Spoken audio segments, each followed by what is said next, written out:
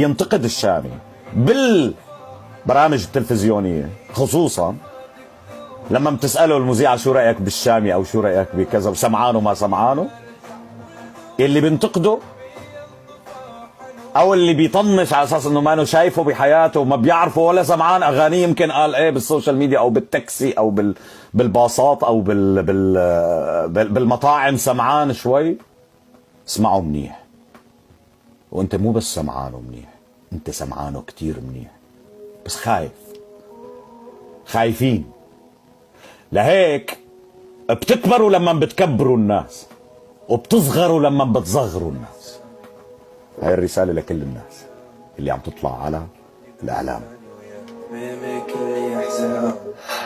ما حسبت حسابي، ما تخلينا أنا تركتني بحزاني ويا